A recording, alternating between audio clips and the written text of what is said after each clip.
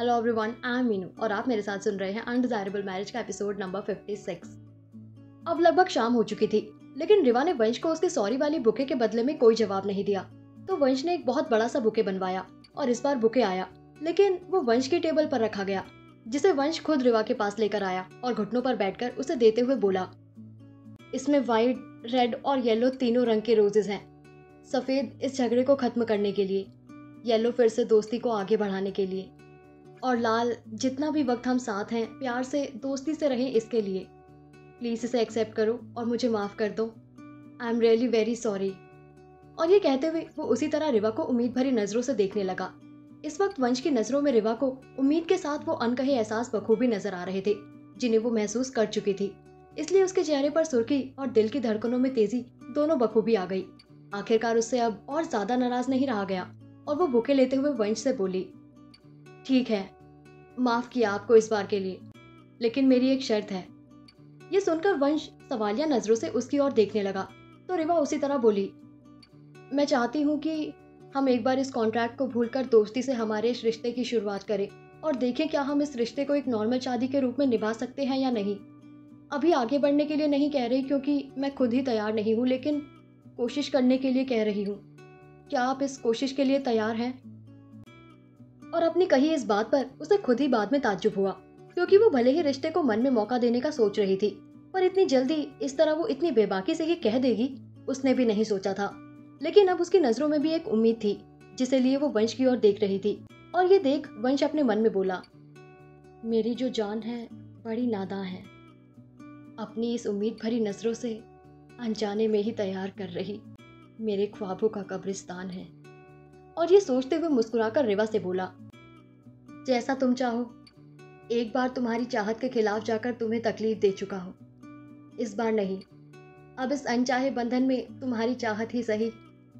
और यह सुन रिवा ने भी उसके हाथ से वो बुके ले लिया और उससे बोली, ठीक है, चलिए अब देर हो रही है, हमें घर चलना चाहिए।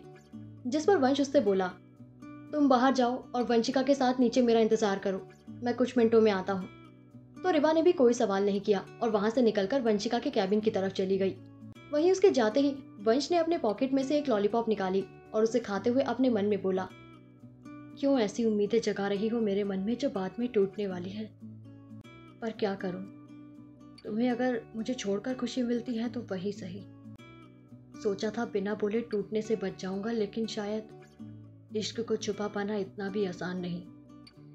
तुमने खुद ही पढ़ लिया जो शायद मैं भी अब समझ चुका हूँ।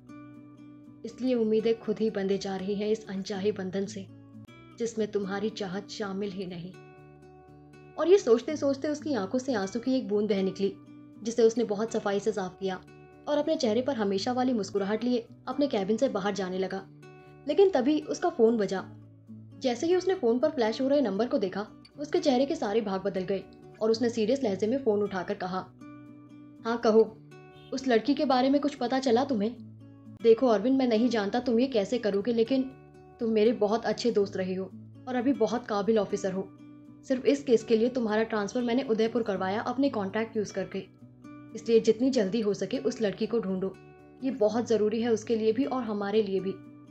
इस पर सामने वाले व्यक्ति ने कुछ कहा, जिसे सुनकर वो बोला, ठीक है, अगर ऐसी ही बात है तो हम 1 महीना रुक जाएंगे, लेकिन इस 1 महीने में मैं रिवा के इर्द गिर्द बहुत सिक्योरिटी लगाने वाला हूँ, क्योंकि उस घटिया आदमी का भरोसा नहीं। और ये कहते हुए उसने फोन रखा, फिर कैबिन से निकलकर नीचे रिवा और वंशिका के पास आ गया।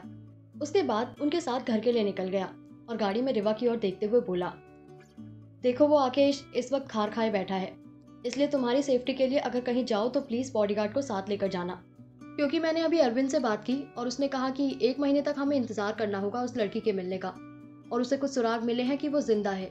इसलिए मैं नहीं चाहता कि तुम किसी खतरे में पड़ो इस 1 महीने के अंदर। जिसे सुनकर रिवा ने भी बिना कोई बहस किए हाँ में अपना सर हिलाया तो वंश थोड़ा पुरसुकून हो गया। फिर वो लोग घर आए और कल्याणी जी से कुछ बातें कर उसके बाद उनके साथ डिनर करके अपने अपने कमरे की तरफ चल दिए।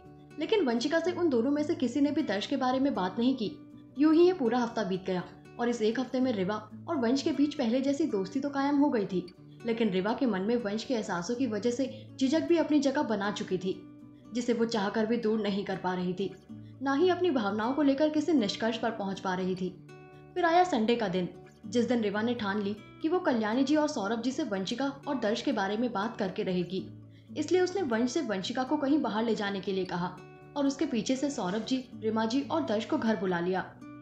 क्या लगता है आपको, क्या होगा बाकी सब लोगों का रिएक्शन दर्श और वंशिका के बारे में जानकर? जानने के लिए सुनते रहिए कहानी के आने वाले एपिसोड्स। Thank you.